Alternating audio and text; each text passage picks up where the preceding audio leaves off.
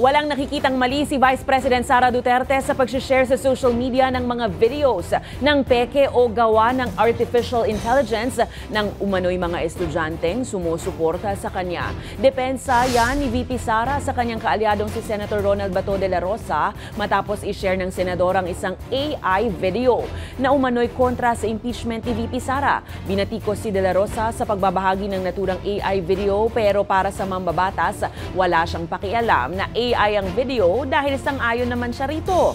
Mababatid na isa sa mga panganib ng artificial intelligence ay halos hindi na makita ang pagkakaiba ng totoong video sa mga gawa-gawa lang. Wala namang problema siguro sa pag-share ng AI video in support of sa akin. Basta hindi ginagawang negosyo. Kung baga, if I were a social media, I were a social media account owner and gagawa ako ng AI to support a certain personality, walang problema doon kasi hindi ko naman siya ginagawang negosyo eh. Hindi ko naman binibenta sa mga tao yung produkto ko eh.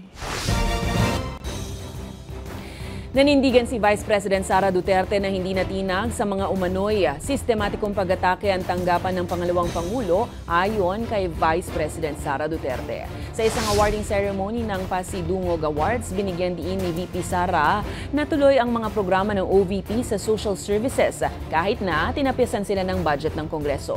Hindi man binanggit ang impeachment case na nawagan pa rin si Duterte ng kooperasyon mula sa mga partner ng OVP. Matatandaang sangkot ang opisina ng pangalawang Pangulo sa confidential funds na abot sa mahigit 600 milyong piso.